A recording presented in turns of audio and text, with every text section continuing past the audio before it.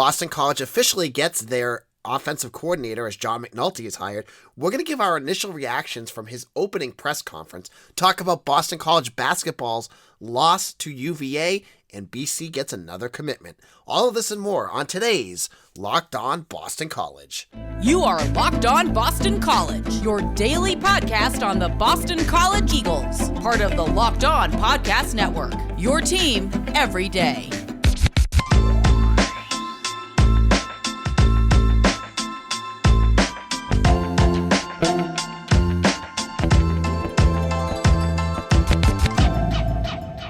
This is Locked On Boston College. AJ Black here. Happy Wednesday, everyone. We're here to talk about the offensive coordinator, and we got to hear him for the first time as Boston College announced his new deal on Tuesday, and then at 2 p.m., they had their first press conference with him.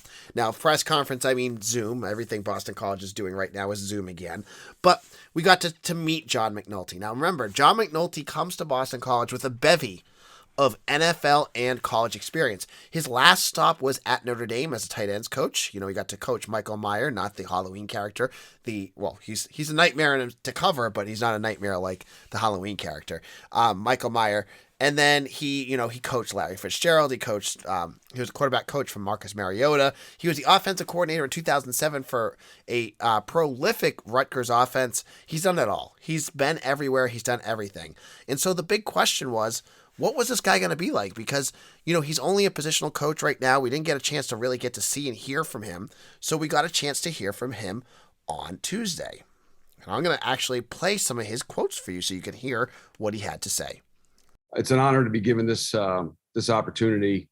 I think if you talk to anybody nationally about Coach Hafley, Coach Lukabu, this entire coaching staff, Pat's vision for this program and where it's headed, there's a lot of positive momentum. There's a lot of positive vibes out there. If you just getting around the players this morning at the workout, you can tell the excitement that they have for what's ahead of them. And, for an Irish Catholic kid from Scranton, Pennsylvania, who, my first NFL opportunity was with Tom Coughlin in Jacksonville and Pete Mitchell and Tom McManus and the J Fund. It was like BC South, Pete Carmichael. Obviously I understand a lot about the fabric and history of this place and how special it is. So, this is a great opportunity, but I take it very seriously because it's also a great responsibility. And after talking to some of these players, they're very hungry to get started. And, I couldn't be happier to be here. That was John McNulty's opening press conference remarks. What I thought was interesting that he brought up was the reputation of Jeff Hafley. At another point during the press conference, he talks about turning down other offensive coordinator positions that he wanted to fill right. And he talked about Boston College being one of those places that had everything fit those pieces, that had everything kind of fall into line. There's the personality piece, and we'll talk a little bit about that when we talk to Jeff Hafley. But when you listen to McNulty talk, you can hear a lot of the same euphemisms that Hafley has. It seems very like a good mix. And Hafley talked in his part of the press conference about how he said he had about 8 different conversations with internal and external candidates before he landed on McNulty. So this was a pretty extensive pick. Hafley talked about how it was important for him to really take his time and make the right choice. And we'll hear more about that in just a moment. But I thought it was interesting, if you were to talk about Boston College this last year, and anyone, what was the biggest issue with Boston College football? And 9 out of 10 people who actually watched the games would say they had no depth at quarterback, right? You had Phil Dracovic, and then it was like a humongous drop-off. And then when Dracovic went down, Grosel struggled, and they had no one else to when Grosel struggled, they couldn't figure out a way to get around that, so they didn't have any choices. I thought McNulty had a really good answer to a question about how to build that kind of depth on the roster. Here's what he said during the press conference. Not to break new, I thought it was good that we played 3 quarterbacks this year at Notre Dame. Really, it came down to almost 2. Sometimes you got to 3 because of injury. But I think it's good because I think you have to involve everybody you can on your roster, especially these days in college football. So if there's a role for a couple guys to do it, then we'll make sure we let a couple guys have some chances in the games. He kind of goes on as well at other parts of this conversation to say that, that he wants to get as many guys in as possible. So, I think that's so important, right? When you get a guy like Phil Dracovic, he will eat up all those starts, and he should, because he's your starting quarterback. But I'm interested how his vision looks when when Notre Dame rolled out 2 to 3 quarterbacks. Boston College hasn't done that before. How are they going to utilize that? How are they going to continue to adjust at different positions? Because it's not just quarterback, right? If you have your starting tight end go down and you don't have someone behind him, you're up the creek, right? So he had some interesting comments, I thought, about that, and a real new change in philosophy. In terms of philosophy as well, we'll get into some things here, but he also talked about different fronts. Like, he used a lot of two-back schemes, in 2021 with Notre Dame. You saw a lot of that. I don't think Boston College used that all that often last year. I know they did at times, but he talked a lot about, different packages. I think he also added that and I know a lot of people have been asking about it. It sounds like it's going to be a pro scheme, but with college elements to it, which I think is a big difference from what Cignetti did. Cignetti seemed to do pro style, no college elements to it. I'd love to see some RPO elements, especially with Phil Dracovic in there, and use some of those other like gadgety plays with Zay Flowers. He talked about that when he talked about Zay Flowers. So let's hear. This will be the last part we hear about McNulty. And going into the break, we'll listen to hear what his thoughts are on Zay. Because that was the other big issue this year, was getting Zay Flowers the ball. Well, McNulty has some ideas on how he wants to do that. Well, he's a dynamic, hard-playing, football-loving player, and it's important to him. You can tell he's been in my office twice already. I've been here since 9 a.m. And I got to see him work out today and see how he leads that group. And I've seen him plenty on crossover tape, obviously, especially in 20 when we were all ACC, and then last year as well. And every time the guy was in games, he made ridiculous plays. That's what it felt like. Like, it got to the point as we were watching cut-ups there, it was like, oh, this guy again. So I have already told him, Jalen, like, look, I'm going to lean on you guys to lead that group, and I'm going to give you X amount of opportunities. Like, to me, it's always who and then what. I mean, you have to, it's about the players. It's about speed sweeps and screens and making sure the guy touches the ball easily, early in the games, and getting into it, and rely on him on third downs, rely on him in the red zone. I mean, in some ways, we're going to rise and fall on Zay in that group. However else gets in, Jalen, whoever else gets in that group of people, and we're going to have them do a lot of the work for the quarterbacks. So, was he exciting? He was pretty exciting to hear him talk. I like some of his ideas, but we're going to have to wait and see what he has to bring to Boston College. Now, next up, we're going to hear why Jeff Hafley hired him. We'll hear it directly from Jeff Hafley and get the full inside scoop on why Boston College picked him as the offensive coordinator. But before we do that, let's talk about our good friends at Built Bar. It's that time of the new year, so that means New Year's resolutions. If yours is about getting fit or eating healthier, make sure you include Built Bar in your plan. Built Bar is the protein bar that tastes like a candy bar, maybe even better than a candy bar. Built Bar makes it easier to stick to your resolution because it tastes so good you'll want to eat it, unlike other protein bars which can be chalky, waxy, or taste like a chemical spill. You want to eat a healthy protein bar? They get so boring. But try Built Bar. It's a treat. It's 130 calories, 4 grams of sugar, 4 net carbs, and 17 grams of protein, but they taste so good because they have so many delicious flavors, including coconut almond peanut butter brownie, raspberry cookies and cream, salted caramel milk brownie, and many more. In fact, Built Bar is always coming out with new limited time flavors, which are some of my favorites, so check out Built.com often to see what's new. Go to Built.com and use promo code LOCK15 and get 15% off your order. Again, use promo code LOCK15 for 15% off at Built.com. This is Locked On Boston College. This is our offensive coordinator hiring special. In our first segment, you got to hear from John McNulty about his hiring. There was about 25 minutes of questions on that press conference. I'm not going to cut all of them. I'd bore you to tears if you had to listen to McNulty for the whole time. Not to say he's boring, but There was a Notre Dame guy asking him about why he left Notre Dame. There was a Rutgers guy who was asking about Rutgers for some reason. There's questions about recruiting that he didn't really have much of an answer for. But there's some good stuff in there. So if you want to get more from him, head to YouTube and go to the BC Athletics YouTube account, and you can hear the whole interview, and I will also have it up in our morning bulletin on this morning, so make sure to check that out if you want to hear everything McNulty had to say. But it wasn't just McNulty that spoke on Tuesday. Jeff Hafley also, he introduced the whole segment and talked about his hiring process. So many people had been wondering, how did he choose it? And here is his answer. Did you have a lot of interviews? Actually, it was I set out and I kind of made it a detailed process, Rich. I didn't want to rush into anything. I had a list of guys like most coaches would if you have to find a new coach, new coordinator. And I went through a pretty detailed process. And I took my time. I probably talked to about 7-8 people, some multiple times, spent a lot of time on Zoom, watching a lot of football, asking a lot of questions, getting to know people. And I didn't want to rush it. And a lot of people were kind of on me, I think, to get it hired.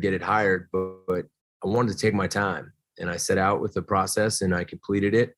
And at the end of the day, it was an easy decision after spending the time with John. And that's kind of how I went through it. Coach Chud helped out a lot with his offensive background. So I got to give him a lot of credit for all the time that we spent, the hours we spent on the film with different people, Zooming and asking questions, and him doing research on people and doing background checks on people. So it was thorough, and he did a phenomenal job helping guide some of those interviews. On some days I was on the road recruiting and wasn't able to get to as many people as I wanted, and then I would get back with him. So he did a lot of the vetting process, and very pleased though, Rich, where we ended up. So it's interesting, when you go into a coaching offensive coordinator search, many times you wonder if the coaches have like one guy and they just focus on that guy and that's it. Or maybe they have a couple guys. I mean, when you heard Notre Dame had 4 guys that they've been looking at for a defensive coordinator, we still haven't heard who they're going to go with. But he had 8. And the interesting part was it was a mix. It sounds like it's a mix of internal and external candidates. And Rod Chudzinski, that's Coach Chud, is who he refers to him as. That's Hafley's special assistant, was integral in the whole process. Sounds like he ran interviews. He did all the background stuff for Hafley. Now, why does that sound so interesting? Well, because Chudzinski was one of the names that many people, myself included, had bounced as a possible offensive coordinator candidate. And it doesn't even sound like he might have even been a candidate. Maybe he didn't even want it. Because he's over there running the whole process for Hafley. So he's doing all of that to help Hafley. Remember, Hafley is a defensive mind. He brought Chudzinski in to help kind of guide his offensive philosophy. And that ended up with Coach John McNulty. So I thought that was a really interesting answer for that question. I think what impresses me the most about the various positions he's coached, both in the NFL and in college football, and when you start to interview people and ask them questions about scheme, he could get really detailed about all those positions, run game and pass game, which is very rare. Some guys we talked to were really good in the pass game and really good and had quarterback experience. Some guys were really good in the run game and had O-line experience. When you talk to John's coached quarterbacks in the National Football League. He's coached tight ends in the National Football League. He's coached guys like Larry Fitzgerald, and he's been a wide receiver coach in the National Football League. That's really rare, and it's extremely impressive. And then he's also called plays. So he's got an NFL background, but now he also has a college background. He did earlier, kind of like me. He left, went to the NFL, and then he came back. And when you watch how he's evolved, it shows. And that to me is really impressive. He knows what the college game's all about right now. He knows the type of schemes that we're going to play against. He basically played an ACC schedule 2 years ago when we all had to play in the ACC, and Notre Dame was in the ACC. But then he's got that background. He's developed players. He has relationships with those players, and he's coached at the highest level. And, just such a good fit for us for the direction that we want to go. I think all that really did stand out when you talk to some of the guys that he has coached and the relationships that he's had with his players and still does have with his players. And some of the players that I talked about who I coached in the league that know him, it just all that kind of stands out and it excites me. That was Jeff Hafley talking about why he hired John McNulty. And, the relationships, how many times over the last 2 years have we heard Hafley talk about that? That is so integral into what his core philosophy is. I think that was part of the, obviously, as he said, the scheme is something he's going to look at too. And the career and what he's done. But to hear that, he has a good relationship with Larry Fitzgerald and Marcus Mariota and all these other players throughout college and NFL stops that he's made, I think are so important to Hafley. That's the kind of coaches. Like, I remember I saw someone, and I'm not shouting you out or blasting you, I promise you, that said, Joe Brady, who cares? Let's just get him for 1 year. And Joe Brady is an excellent offensive coordinator, but does he fit what Boston College is trying to do? Even if there was no chance they were going to get him, but I'm just saying, like, a guy like him that would just stay here and then leave. That's not what Hafley wants. Hafley wants coaches that develop relationships and who might, settle down for a couple years and not move on so quickly. And I think that's what McNulty's going to do. I think you're going to get some good years out of McNulty, and you're going to get that offensive coordinator position, some stability, and his scheme will hopefully address some of those things. Now, before we hit the break, there were some other comments. I'm not going to play all of them. I've played a lot of clips. As I said, I've been sick all week, and my voice is crap, but I wanted you guys to hear some of the things they had to say because I feel like it's pretty interesting stuff. But Hafley acknowledged that the offense wasn't very good last year. You haven't really heard him say that before, I don't think. He just said it wasn't very good. We have to do a lot of things different, and he sees McNulty as the guy that has the plan to do that. And I thought that was really interesting. He talked about Frank Cignetti leaving. He wished him the best. But everything that Hafley says is moving forward, right? And that's kind of how he viewed it. Like, we wish Frank the best. He's closer to his family, all that great stuff. It was interesting just to hear him kind of say that.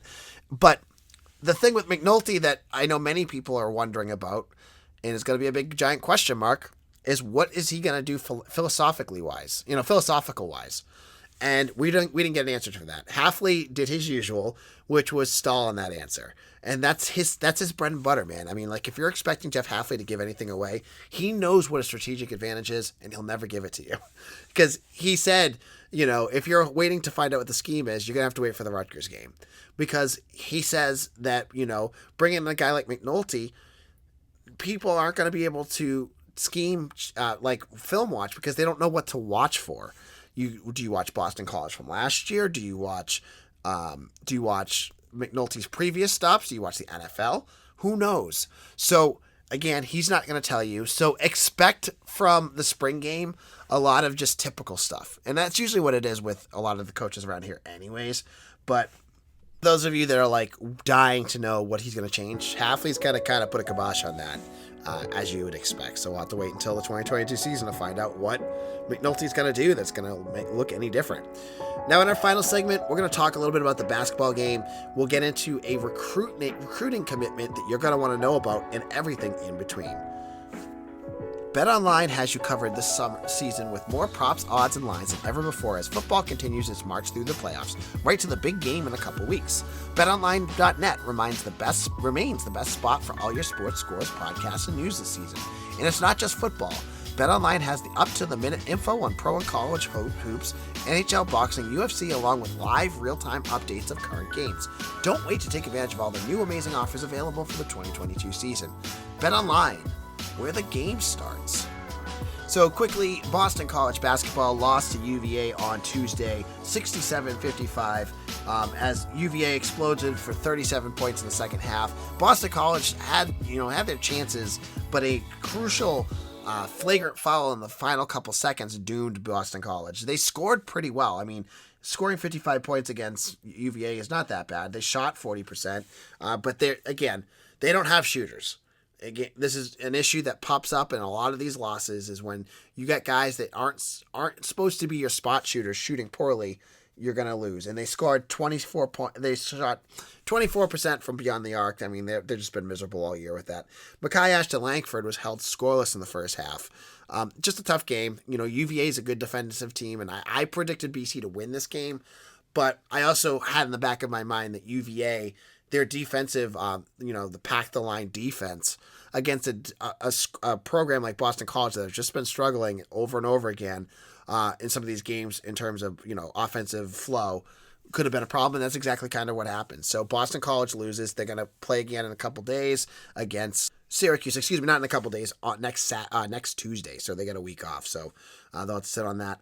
And then Boston College landed a commitment from Cardinal Gibbons, Florida, from Fort Lauderdale, cornerback Isaiah Farris. Isaiah Farris is a class 2022, and today is the late signing period for college sports, college football. So he will probably be the only signee for Boston College. He's a defensive back.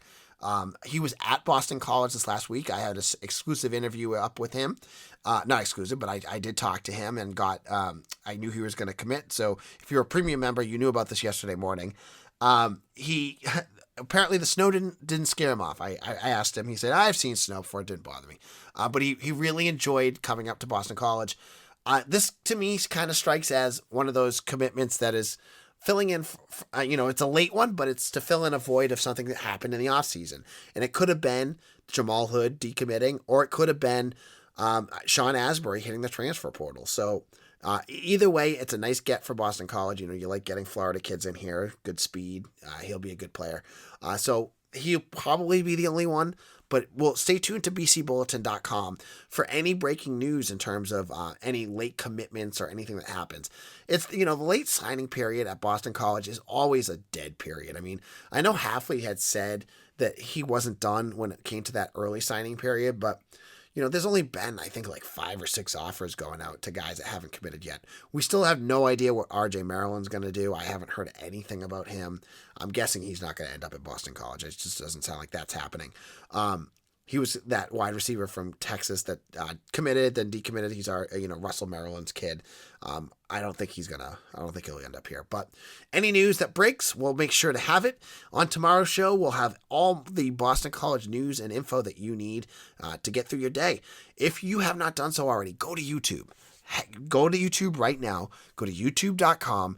Look for Locked On Boston College. Our page should come right up. Hit subscribe right now. Hit pause on this episode and hit subscribe. That will be a huge help for our podcast.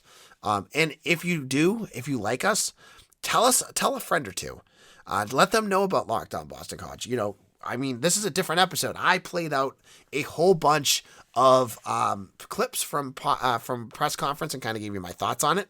We're going to do mailbags. We'll have interviews. We'll have all sorts of good stuff. I think we're going to do a mailbag on Friday this week. So if you have some mailbag questions that you want, hit me up at AJBlack_BC on Twitter or at LockedOnBC. Make sure you do that. And you can email me at bostoncollegesi@gmail.com. This is AJ Black. Thank you all. Have a great day, and we'll see you all again soon. Take care, everyone.